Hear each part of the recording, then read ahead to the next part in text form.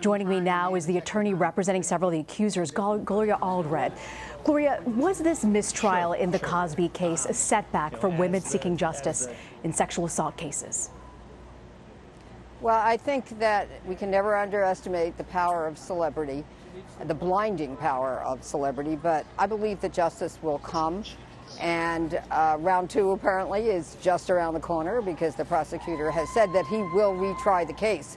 And I do hope that the court will re-examine its earlier ruling where the prosecutor had asked that 13 prior bad act witnesses or accusers of Mr. Cosby be permitted to testify in addition to Andrea Constant. The court only allowed one. So I hope that there will be more the next time. And I would say to all persons who believe they are victims of sexual assault, never give in, never give up. Continue to report to law enforcement and continue to have courage in these matters. Justice will come. The DA says they're going to re-examine their case and the approach to the case. What advice would you have for the district attorney's division, their group, as they approach a retrial? Well, I'm sure they will reevaluate the case that just ended in a mistrial and think about what else they could have done. In addition, it's going to be for the defense to re-examine what they did because they did not get an acquittal. This is not a vindication of anybody, and that's really important to emphasize because there is going to be another case. There's no double jeopardy here. And so I think it's important to understand that there will be a re-examination. I don't know whether the court will re-examine its ruling on the prior bad act witnesses, but I certainly hope that it will. For sexual assault cases in America, what does this mistrial mean for women across this country?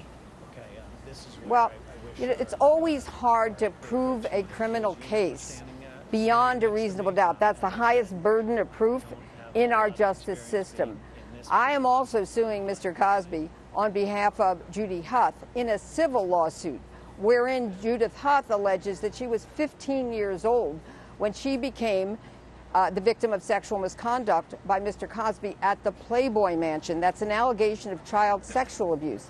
So there's a lower burden of proof, not as high as beyond a reasonable doubt, but by a preponderance of the evidence for us to be able to prove our case and prevail. And we're moving forward on that case. We're going to return to court in Santa Monica where the case is being heard on June 27th. And we're looking forward at some point soon to be able to take the second deposition of Mr. Cosby and get his testimony under oath. We took it once, but then the criminal case was filed. The court ordered that he appear for a second deposition in this case, but then delayed it until after the criminal case. So we're looking forward to moving forward. And I just want sexual assault victims to know that they can also go to victims' rights attorneys and seek advice about filing civil lawsuits for damages, to reimburse them for their therapy, for their doctor's bills, for their pain and suffering. And that's what they should do in addition to reporting to law enforcement.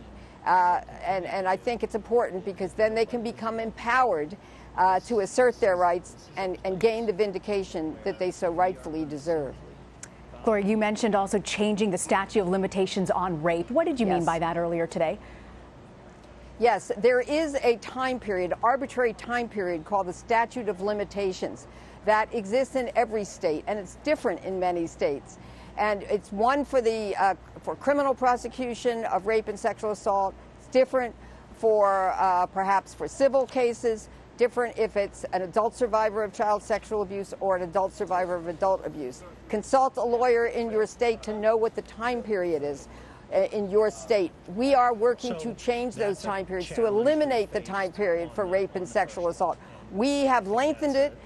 Some of my clients, accusers of Mr. Cosby, we testified in Nevada. We got the time period lengthened by 10 years. The governor signed it into law. Then we went to Colorado. Again, we got the time period lengthened for criminal prosecution of rape and sexual assault by 10 years. The governor signed it into law.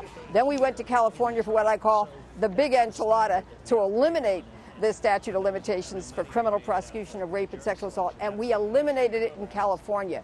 Now our focus is on eliminating it in Washington, D.C.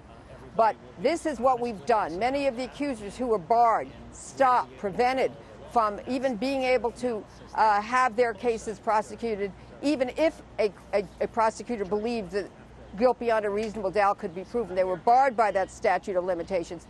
They're active in helping to win change and help other survivors in the future. I'm so proud of all of the accusers. I'm proud of my client, Kelly Johnson, who testified in this case, of Andrea Constant, who has shown so much courage throughout all of this. And I say to all of the others who are victims of anyone, never give in, never give up. Justice is just around the corner. Gloria Allred, who represents several of the accusers against Bill Cosby. Thank you for joining us, Ms. Allred.